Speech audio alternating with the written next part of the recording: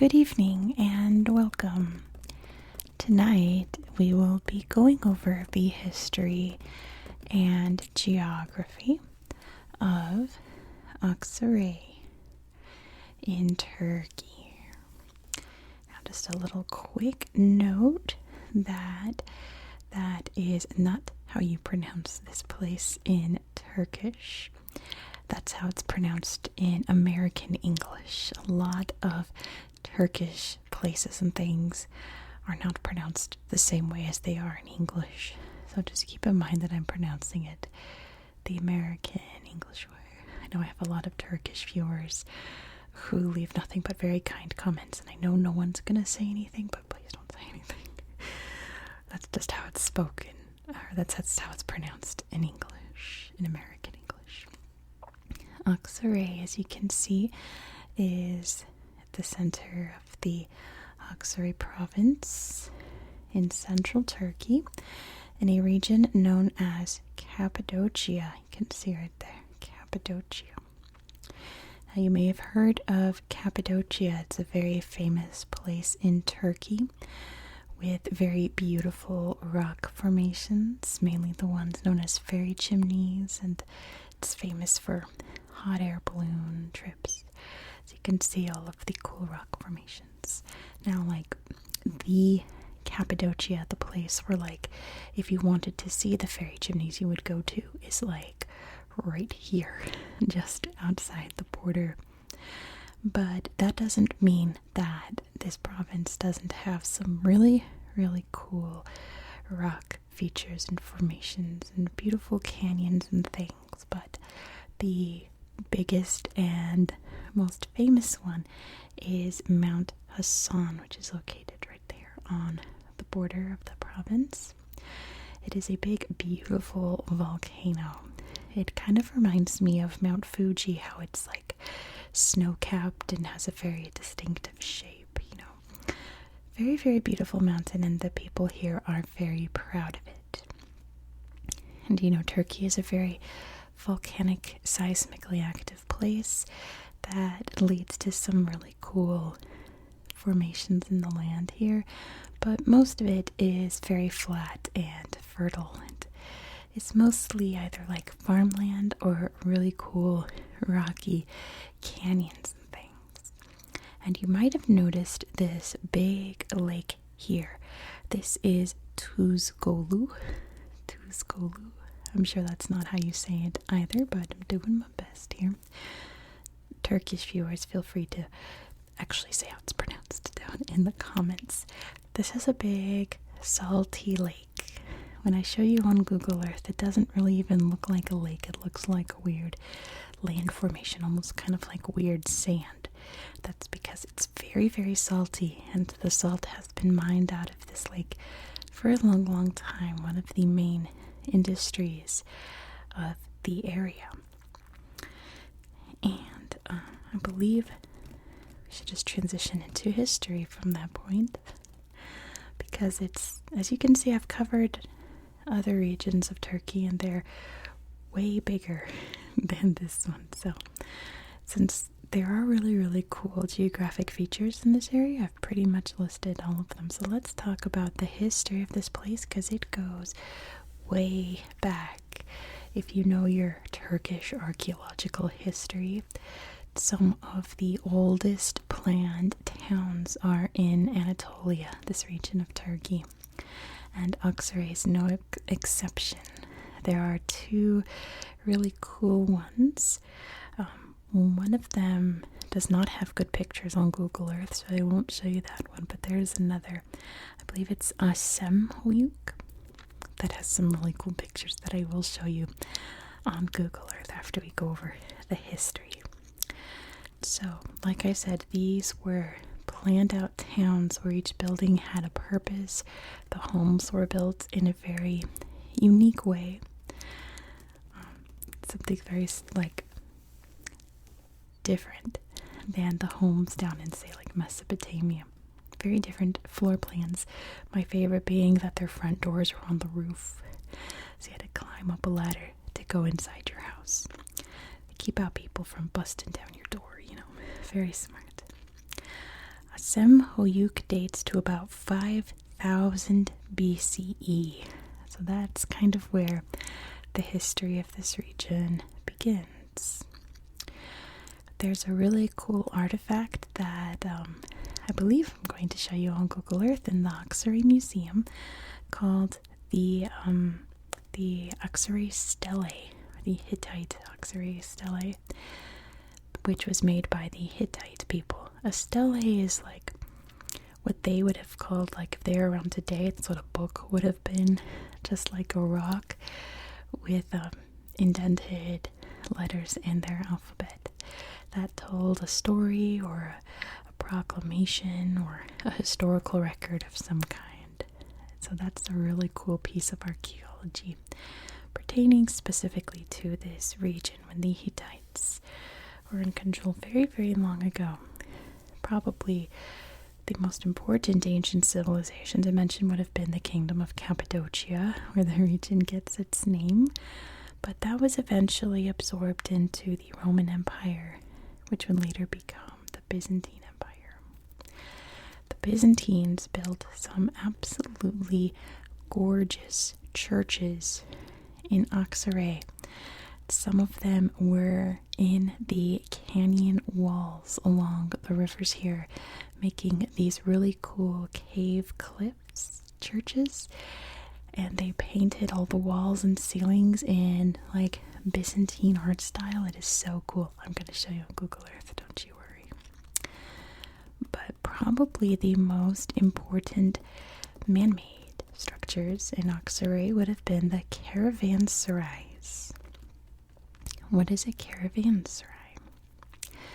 Aksaray lay along a trading route known as the Silk Road, a very, very important way for Europe to get things from China.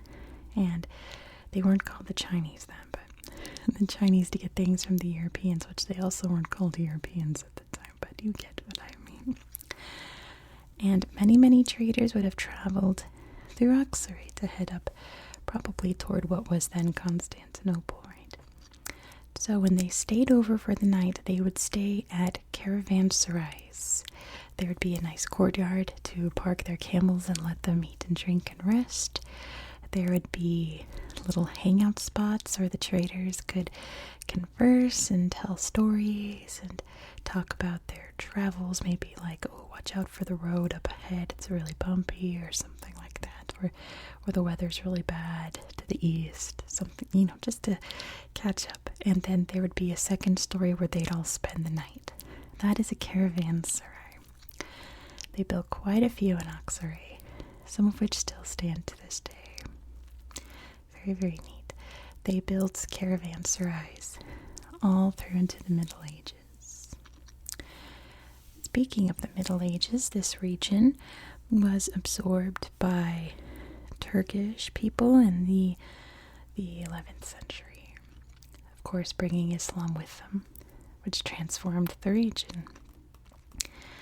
And eventually the Turks would establish the Ottoman Empire, which Aksaray officially became a part of in 1470.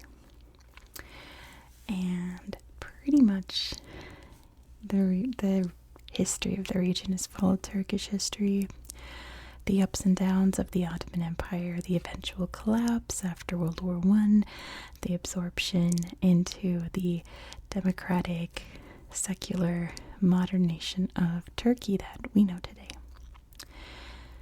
And pretty much that's all I've got for you for history. I haven't found anything about Aksaray in like the 20th or 21st century, other than many, many migrants in Europe and other parts of Turkey come from Aksaray.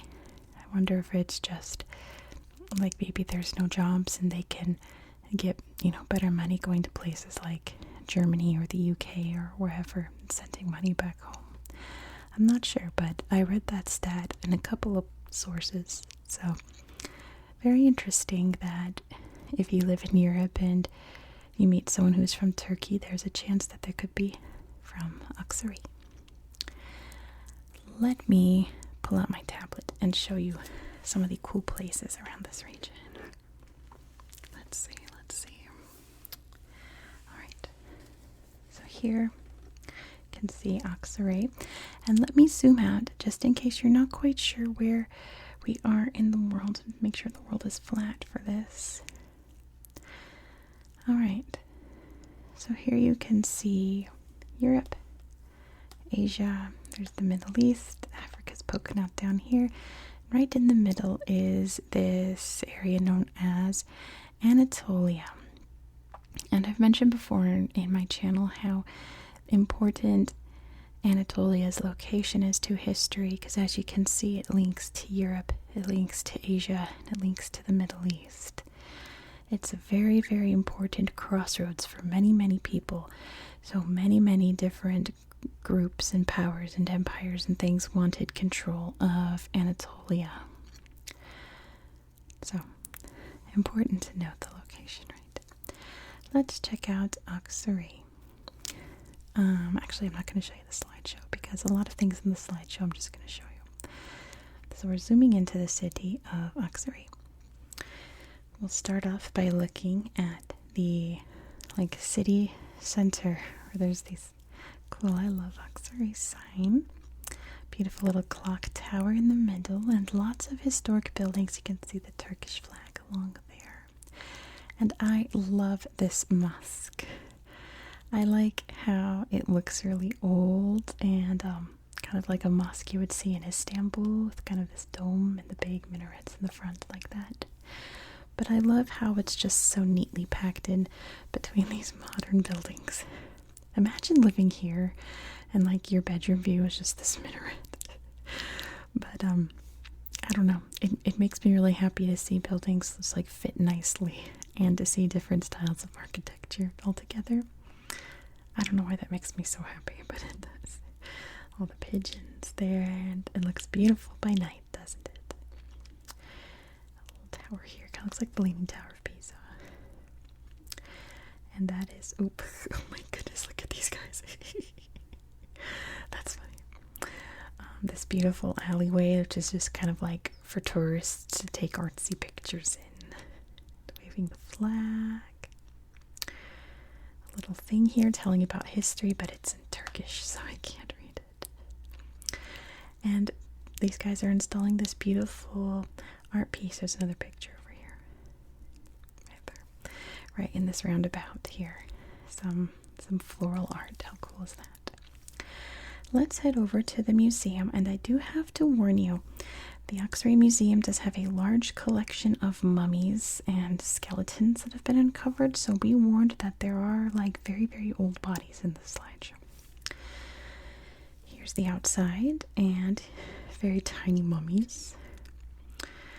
A cat mummy next to a person mummy. How interesting that there's so many different mummies found in this area. Some cool pottery, some bones, which kind of looks like it's been left undisturbed. More mummies. Here's the stele. The Aksaray stele. Look at this ancient writing. It looks almost hieroglyphic, but not as organized, right? I wonder what happened to cause this big hole in the middle. But very cool. I was reading up here because there's a section in English about it. It's very, very neat. It's even engraved on the sides. That's the back. Very cool. Very, very old piece of history that pertains just to this region. Some more old stone art.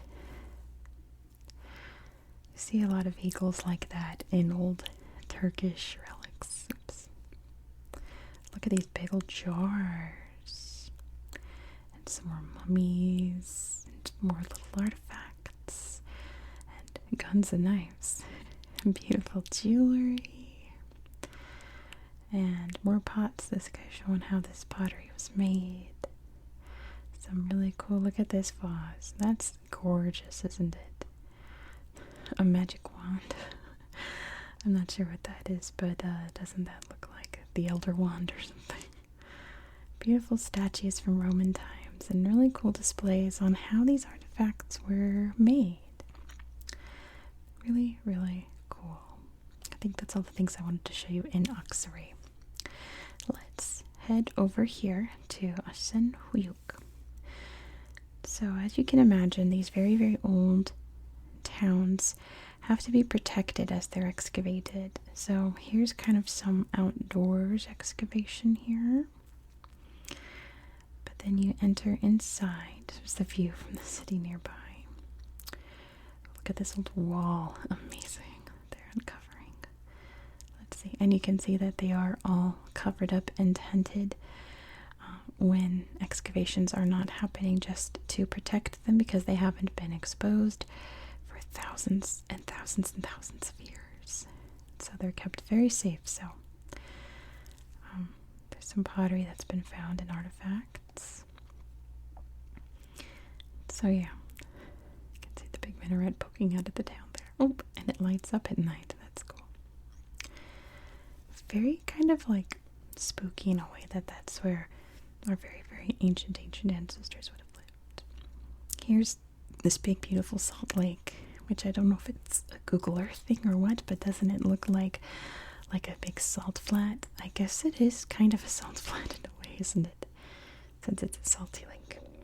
We're gonna head over here to these canyons you can see caused by the rivers here. And I'm going to show you the Lara Valley.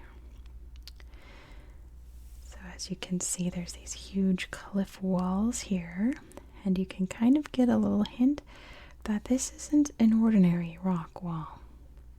Humans have had a hand in shaping this for sure. You can see right there. And here's a good example of some really beautiful rock buildings. And look at this. This is kind of scary. This is like the goblins are gonna come out and take you away to fairyland, right? Look at this. Inside of these cave churches, these beautiful ceilings and walls just sitting there all preserved. Falling apart, obviously, because, you know, these weren't built to last. But still absolutely remarkable. Look at these angels here. You can see it's sad that there's so much graffiti over them, but still absolutely beautiful. Incredible that these have survived to the point that we can still tell that it's religious art. Looking up from above into the caves, isn't that beautiful? So amazing that it's still, like, you would think that painting on rock from, you know, like, I was about to say 2,000 years, but it's a little sooner than that, from so long ago, is still so, like, detailed. And you can still tell what it is, you know. It's not all worn away yet. Beautiful river. There's some duckies. And, oh, there's another fairy entrance there. Be careful. They'll whisk you over. Now, for the grand event, we are going down here to Mount Hassan, which, you know, the 3D is on Google Earth. And it does look really cool from here, but you don't really get the scope of what this mountain is like from this view. Like, when I first saw it, I'm like, okay, what's the big deal? It just looks like every other mountain. But then I looked at the slideshow, and it's so beautiful. Look at that silhouette, all snowy. That perfect volcano shape. Oh, so striking in the distance. It is a big point of pride for the people who live here. Isn't that beautiful? Looks like a painting. Like Bob Ross, Eat Your Heart Out, you know. Bob Ross could paint that, what am I saying? Gorgeous mountain. It is so pretty from these shots. And here you can see the view. All of the landscape down below. It doesn't look like much, but this region is very rocky and old. It's so pretty. It is such a beautiful mountain. It's like, once I saw the slideshow, I was like, I get it now. It's the crater. Like, I get why people are so proud of this mountain. Look at these old arches. I assume they're Roman. There's lots of little churches and sites like that from the Roman times and the Byzantine times. Oh, cool. Snowy on the crater. Look, that's a person. Look at this. That's a person. That's the crater. Wow, it's a big guy. I did find one really cool old church. I wonder if I can remember where it is. I don't think I can, but this is what I'm talking about with this volcanic seismic landscape. Look at all these. Like, it's so wild. Yeah, like, I did find an old church. Is this it? Yes. Perfect. I found it. But as you can see, it's pretty crumbled and worn, but like I said, you can still tell what it was, you know. This is definitely a man-made structure. You know, Mother Earth couldn't make this. And look how well preserved the window arches are. They're still standing. There's the front entrance there. So cool. But there's a lot of these dotting the landscape here. So much amazing history here. How neat. Caves in the snow. Amazing. With the mountain in the background. See how beautiful that mountain is? It is so gorgeous. Look at that. The landscape in this corner of the world is just something else, isn't it? There's no other place like Cappadocia. I'm going to end it there for tonight. I think I showed you all the cool things that I want to show you. Thank you so much for watching. If you enjoy this kind of content, please consider subscribing. Since this is an ongoing series on my channel, we're going to every little corner around the world. Next, we're going to be going to Kazakhstan and showing you another really cool modern city in the middle of an ancient landscape. So be sure to subscribe so you don't miss out. I hope that you found this video relaxing and educational, and I hope that you have a very good night. Good night.